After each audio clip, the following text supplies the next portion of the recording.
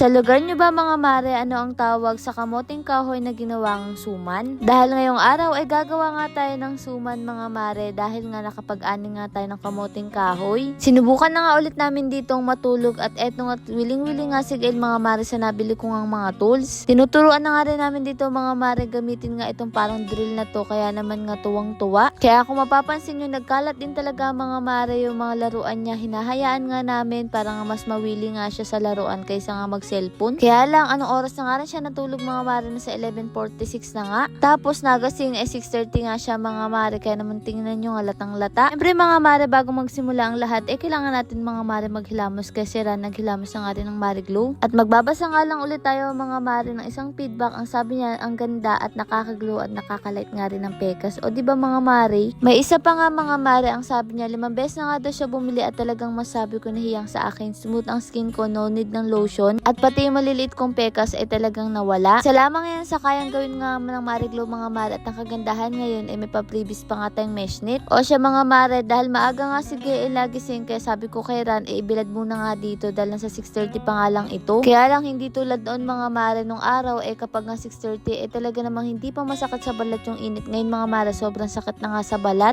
Dahil ngayon mga mare alas 8 pa lang akala mo na talaga alas 12. Kaya nilalakad-lakad nga ni Ran mga mare para hindi masyadong mainitan nga si Gail. Ako naman nga habang abala sila dyan, busy na nga rin ako dito mga mare maghanda nga ng kakainin nga natin pang almusal. Una ko na ang ginawa ay nag-init na nga rin ako dito ng tubig tas sakto nakita ko may kanin kaya sabi ko sasangag ko nga ito. Kaysa naman nga masayang kaya naman inisikaso ko na nga rin at lalagyan ko nga ito ng itlog para mas masarap. Sakto rin meron dito ilang pirasong bawang kaya dinikdik ko na nga rin dito mga mare at binalatan. Masarap nga ang sinangag na may kasamang itlog mga mare kaya naman inisikaso ko na nga rin yung itlog dito. Uunahin ko muna nga itong iprito saka nga mga mare ilalagay ko nga sa sinangag mamaya ko na nga lang yung naasikasuhin. Sa totoo lang kapag ganito almusal mo ay talaga lang mapaparami ka rin talaga mga mare ng kain. Isa talaga to sa paborito ko mga mare lalo na nga noon na kapag may itlog kami nagluluto ako ng sinangag. At kahit napakasimple nga lang nito mga mareng almusal ay talagang busog ka lalo na kapag may itlog sama mo ng tuyo at kape. Isa nga yan sa napakaganda nga mga mare pagsama-samahin sa almusal. Tapos ayan nga may sinangag pa nga tayo at pagkatapos ng mga mare hinalo-halo ko na nga dito at itong si tate pagdating nagrereklamo masakit nga daw yung tagiliran ng kanyang taas. Kaya naman nga ang sabi ko sumabay na nga lang siya sa check-up mga mare at eto kumuha na rin pala kami ng talong para sa torta.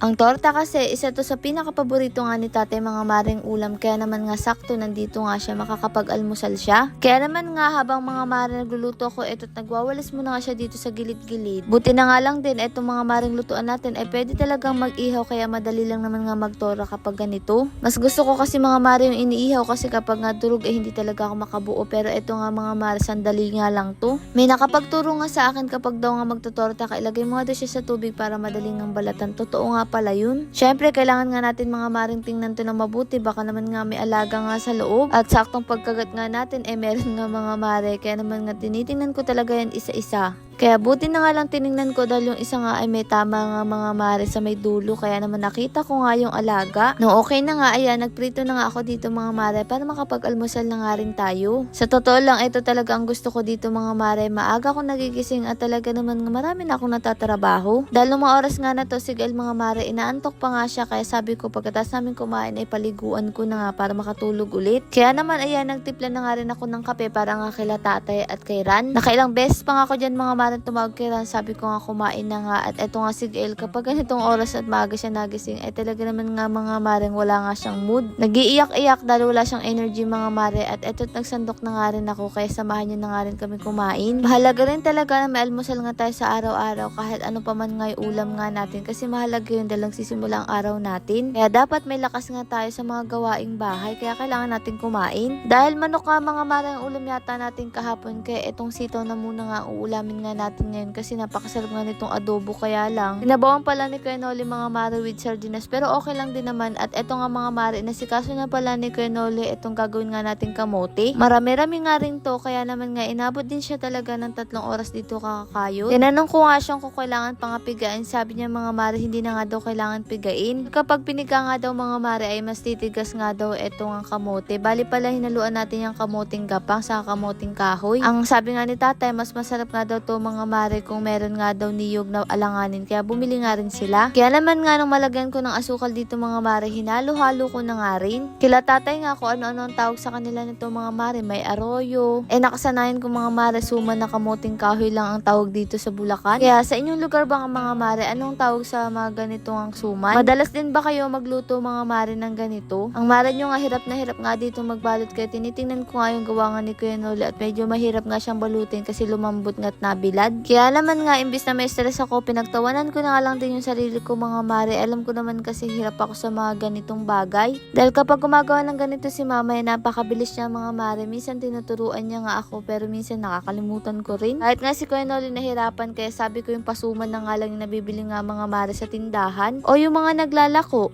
Mas napabilis pa nga mga mare nung ginawa nga namin yun, at eto nga't nilagay na nga rin namin dito para diretso luto na rin. Isa to sa namimiss ko nga mga mare, ginagawa nga ni mama kapag sobra-sobra nga yung kamuting kahoy nga natin. Noon pa man kasi napakahilig na nila mama magtanim ng ganito. Kaya naman nakakatuwa, may tanim nga ulit sila tatay at may mapaganito pa nga tayong merenda. At eto nga mga mare, sigel tuwing makakita ng eroplano kung ano nga ang sinasabi. Kumakain din ba kayo nito mga mare sa inyong lugar? O ano yung mga naaalala nyo kapag nakakita kayo ng ganito? Minsan kasi mga lolo't lola daw natin mahilig sa mga ganito. Kung sa bagay, bawat pagkain ay may kwento. Lord, marami pong salamat sa lahat ng blessing at syempre sa inyong mga mare. Paano ba yung bukas na lang ulit?